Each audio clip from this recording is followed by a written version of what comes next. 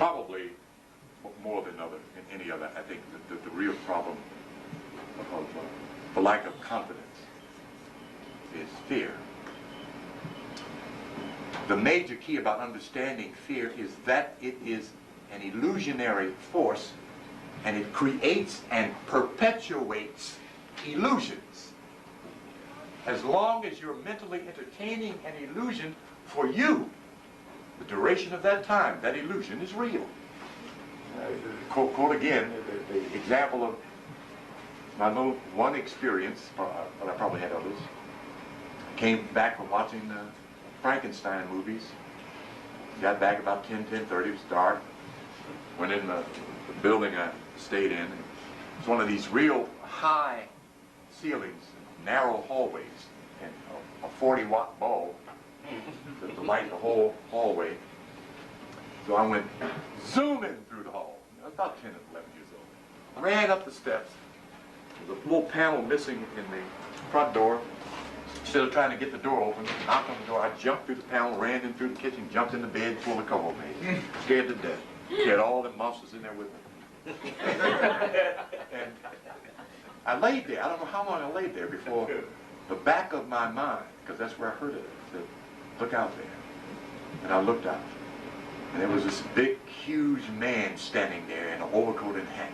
So I pulled the cover over. I went to trembling and praying and spitting all over myself and everything else. I lay there a long time, waiting for nobody was home. Nobody was coming home. And finally, the front of my brain said, look out again. I remember the whole experience. And I looked. I peeked up over the cover like that. And I looked. Then I looked again.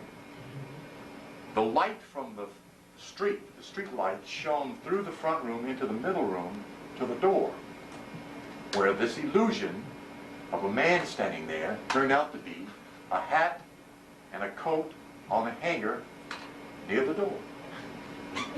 That's what I saw. At that point, it was an illusion. It was unreal.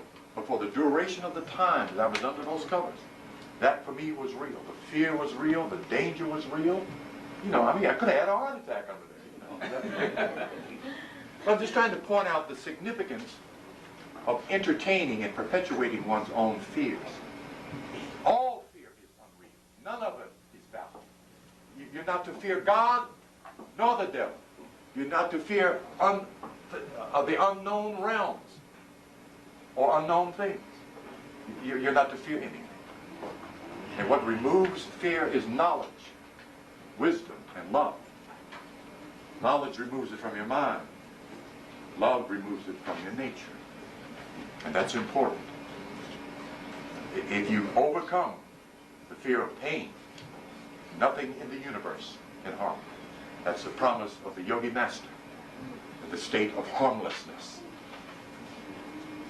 By overcoming the fear of pain. And I was amazed when I read Kwame Nkrumah's little book. And his first statement on the very first page, whomever overcomes the fear of pain overcomes death. A political spokesman, an African. Really amazing. And can be proven within oneself that that is true.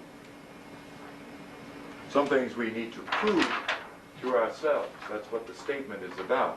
Prove me herewith, saith the Lord, and I shall open you a window to heaven and pour you out a blessing that there shall not be room enough to contain.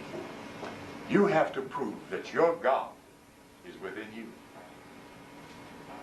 Waking up your God within you. A, by getting the faculties of your spiritual nature open.